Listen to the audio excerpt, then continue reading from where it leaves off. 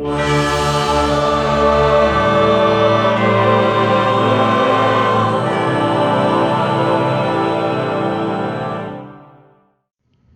everyone. This is going to be a semi-follow-up to the video I did the other day on right-wing socialism. I just wanted to clarify a couple of things about the left-right spectrum, because this seems to be a point of contention with many of you, and I want to address a couple of things. First and foremost, you have to understand that categorizing politics is a bit of a subjective field. You will have your own personal worldview. You will personally categorize things how you see them. For example, libertarians like to categorize things on a scale of big state to no state. We're talking big, giant, totalitarian governments all the way down to anarchy, and they will organize ideologies based on that because that, I believe, is one of their primary concerns.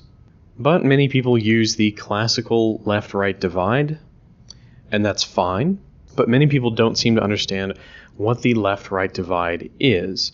And occasionally when I talk about things like this, I get the usual comment that, oh, the left-right divide it's just a scam. It's all smoke and mirrors. It doesn't really mean anything, or it's an arbitrary categorization of political beliefs. And I think this is dumb, primarily because humans have a need to categorize things in order to understand them in a sense.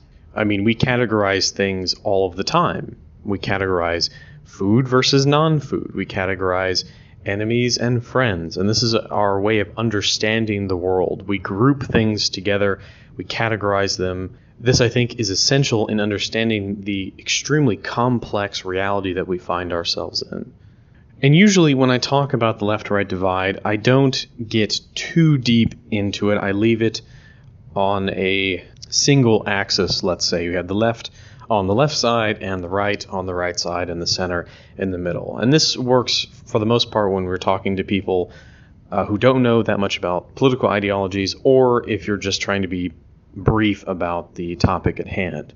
But if you really want to get down into the meat of it, you have to split your political scale, let's say, into a 4-quadrant grid. Now, many of you are familiar with the Politiscales test or the 4-quadrant political test, where people can try and answer questions and determine where exactly they fall in politics. Now, the problem is self-reporting is almost always more accurate than taking a test like this. Because politics is such a nuanced position to hold, you can't just take a test and find out where you lie politically. But when it comes to categorizing politics, I believe that this 4-quadrant grid is the most accurate way that we can break this down. So what are the 4 quadrants, in my opinion? Well, on the left side, we divide it. On the top, you have your collectivist left, and on the bottom, you have your individualist left. On the right, again, on the top, we have the collectivist right, and on the bottom, we have the individualist right. And this simple categorization pretty much covers everything. There are few political ideologies that I can even think of that might fall outside of this scope. Some seriously autistic things, but for the most part, this is the best way to categorize them. So what is the big difference between all of these? Is it measurable? Is it objective? Does it even matter? Yes, it matters quite a lot. So I'll start with the left side. What is the prime directive of leftist politics as I see it? Well, it's the need for fairness or equality or egalitarianism between people, and in some cases between all living creatures. And like most things, it breaks down into the collectivist side or the authoritarian side, as some people like to categorize it, versus the individualist or non-totalitarian side, the liberty side, you could say. Now, regardless of how you organize the state in these political systems, the underlying goal is always usually the same: equality of outcome for a certain group of people. If we're talking about communists who are collectivist left, they want equality for the lowest classes. They want to rally against the machine and equalize everybody so that there's fairness in the economy and in politics and in religion or whatever. That's their biggest goal.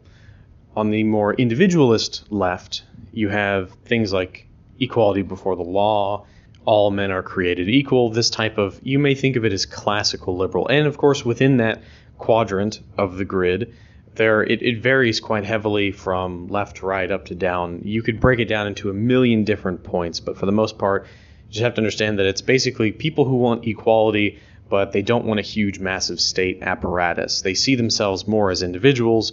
They base their politics on the well-being of the individual rather than on the well-being of the collective, which is the opposite, of course, of the leftists who care more about the collective than the individual and are willing to stomp on the individual rights in order to preserve the collective. And the exact same thing takes place on the right.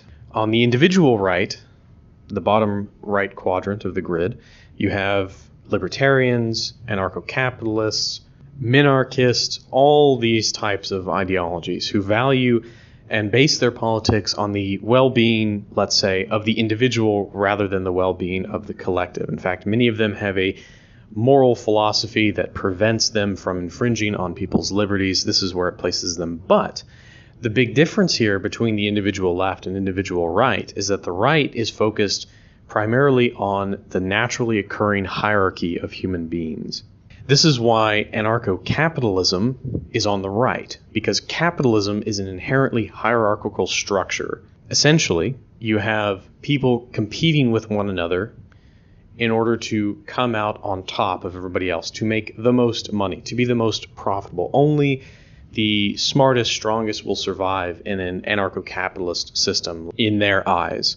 And of course, I think that this is hyper-hierarchical. It doesn't take into account order or tradition or any of these other things, but my own personal problems with anarcho-capitalism. Anyway, on the collectivist right, you have ideologies that are focused on the well-being of the group. And when I say the group, it can mean any number of things to any number of people, whether it's the race or the religion or the nation state, whatever it may be. They are focused on that, and they are willing to infringe upon individual liberties in order to get what they want. And that encompasses a wide range of things: conservatism, paleo-libertarianism, sort of right libertarianism, although I think that's somewhere in the middle, fascism, national socialism, monarchism, theocracy, all of these types of things.